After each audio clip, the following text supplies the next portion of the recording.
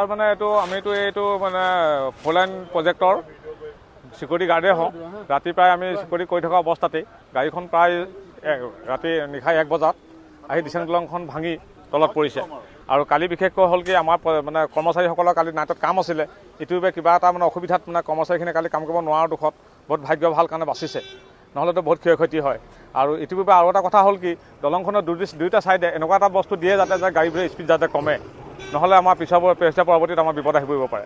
যোৱা নিশা আমি পুৱা জানিব পৰা মতে এখন অভাৰলোডিং কয়লা ভৰ্তি ট্ৰাক দিচাং দলঙৰ ওপৰৰ পৰা আহি তলত পৰিছেহি।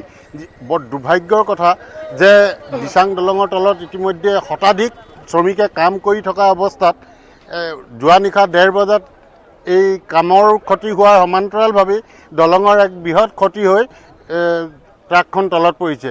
উল্লেখযোগ্য যে NHIDCL কিছু গাফিলতিৰ কাৰণে যোৱা সময়ছোৱাত যিদৰে কাম লেহেমীয়া গতিত চলাই আছে তেওঁলোকে সঠিকভাৱে তেওঁলোকে কাম নকৰাৰ কাৰণে এই দুৰ্ঘটনাবিলাক সংঘটিত হৈছে। আৰু অভাৰলোডিং ট্ৰাকে যি সন্ত্ৰাস চলাইছে সমগ্ৰ অসমৰ বিভিন্ন ৰাজপথত য'তেই যোৱা হয় যে দেখা পোৱা যায় ৰাজপথৰ ওপৰত বহু সময়ত আমাৰ এই অঞ্চলতো 2-3খন ট্ৰাক ইতিমধ্যে আমি দেখি পাইছোঁ অভাৰলোডিঙৰ বাবেই এই দুৰ্ঘটনাবিলাক হৈছে।